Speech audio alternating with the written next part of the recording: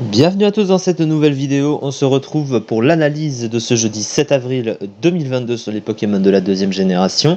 Et dans l'ordre, celui dont nous allons parler aujourd'hui, c'est Migalos. Migalos, qu'est-ce que c'est? C'est la fameuse évolution de Mimigal, donc un des nouveaux insectes apportés en deuxième génération, un peu à l'instar finalement d'Aspico ou des insectes de première génération qu'on rencontre en début de zone. Eh bien, il y a eu Mimigal en deuxième génération et son évolution, c'est donc Migalos. Alors Migalos, qu'est-ce que c'est en stratégie?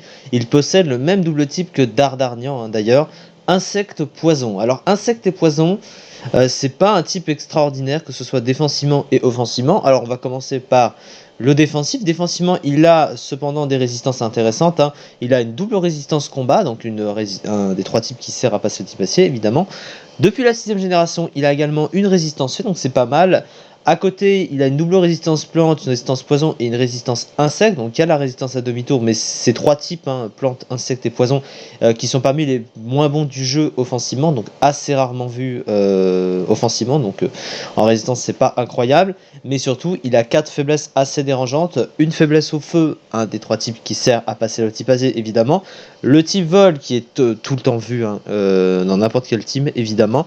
Le type roche, la faiblesse au piège de roc, malheureusement. Et le type psy, qui peut être une faiblesse assez gênante dans certains cas. Donc clairement défensivement c'est pas incroyable, et offensivement insectes et poison c'est deux types qui sont pas forts offensivement, donc ça donne pas quelque chose d'incroyable, clairement. Les deux stabs sont résistés par le type acier, déjà également, malheureusement, donc le meilleur type stratégique du jeu, surtout défensivement. Après il est neutre sur une bonne poignée de Pokémon, donc on va dire que c'est pas si dégueulasse, mais globalement c'est deux types qui sont pas forts offensivement, donc naturellement ils vont pas être extraordinaires non plus. Au niveau des talents, alors il possède 3 talents ce Pokémon. Son premier talent c'est Insomnie, qui l'empêche de s'endormir, donc c'est un peu situationnel. Sniper, c'est très situationnel aussi, parce qu'en gros ça donne 50% de puissance supplémentaire quand il met un coup critique. Sauf que le coup critique, il faut le mettre en fait, et ça arrive assez rarement. Donc voilà pourquoi c'est trop situationnel. Et son dernier talent c'est Essaim, qui lui donne 50% de boost sur ses attaques de type insecte quand il tombe à moins d'un tiers de sa barre de vie. Mais comme c'est un stab assez mauvais, le type insecte offensivement, à part si tu utilises la capacité demi-tour, offensivement tu vas pas vraiment spammer les attaques de type insecte, à moins que ça joue sur un stab ou une capacité utilitaire de type insecte. Comme c'est pas bon offensivement, tu vas très rarement t'en servir, et donc pas vraiment pour déclencher l'utilité de ce talent très clairement. Au niveau des statistiques, les statistiques de ce Pokémon sont très mauvaises, c'est vraiment triste de voir ça. Sa meilleure statistique, c'est l'attaque, 90, mais elle reste pas folle. Et à côté, ses stats sont désastreuses. Il a un bug de Pokémon offensif correct, mais pas incroyable, 70 dans les défenses, 70 en PV. Il a 60 en attaque spéciale, donc c'est vraiment mauvais. Et surtout, il est très très lent, 40 en vitesse, qui lui permet pas, pour un Pokémon offensif, d'être assez intéressant à placer clairement. Pourtant, son move pool, il est pas extrêmement rempli, mais il a des options, c'est pas non plus si dégueulasse que ça. Il possède évidemment ses stabs, à part le fait qu'il manque demi-tour. C'est vrai que ce Pokémon ne possède pas par exemple demi-tour, c'est dommage parce que ça aurait pu le rendre un peu plus utile. Mais au final, il ne l'a pas. Mais là évidemment c'est stable, donc il a X-Scissor. Alors je sais pas s'il a Leech Life. Si, il a Vampirisme, donc voilà, ça fait une utilité comme une autre. Il a évidemment Megacorn qui reste assez fort avec le stab.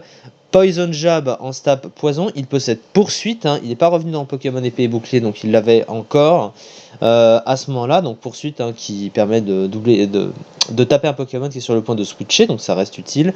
Il possède Dance Lame pour se booster. Il a également Cavalerie Lourde, Trépignement, pardon, Stopping Tantrum.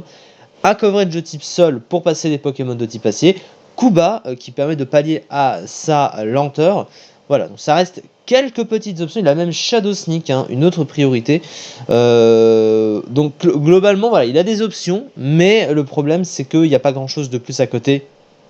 Il possède pas demi-tour pour un type insecte, c'est assez triste, surtout un Pokémon plutôt offensif. Donc Voilà, il manque un petit peu d'options clairement, mais voilà, heureusement qu'il a quelques trucs parce que sinon il sera encore plus mauvais qu'il ne l'est déjà. Et déjà qu'avec le peu qu'il a, il est pas bon du tout. Sa fiche stratégique, alors on va regarder ça. Attaque correcte, quelques résistances intéressantes, l'accès à pic toxique et à toile gluante. Ah oui, j'en ai pas parlé. Mais il a évidemment la Sticky Web. Le truc, c'est qu'il y a d'autres Pokémon qui sont plus intéressants pour utiliser la Sticky Web. Par exemple, Rubombelle, hein, qui est meilleur avec son type, etc. Avec son type fée, hein, être de type fée, c'est beaucoup plus intéressant, évidemment. Et surtout, il tape plus fort et il est plus rapide, il a papillodance. Bref, il y a la concurrence, hein, évidemment. Des faiblesses très courantes, lent, de mauvaise défense et très prévisible. Malheureusement, c'est un Pokémon qui ne s'est jamais vraiment imposé, hein, vu ses stats atroces, son type pas incroyable, ses talents assez médiocres. Il est loin de s'imposer et il l'a toujours été de toute manière. Et dans les usages que j'ai pu trouver, il atteignait la 112e place du Zedu, le pire tir stratégique du jeu, 0,45%. C'est quand même assez triste, il faut bien le dire, mais je pense que c'est pas vraiment une surprise non plus. C'est ça pour Migalos. On se retrouve demain pour la suite des analyses sur les Pokémon de la deuxième génération. Merci beaucoup de m'avoir suivi et à très vite.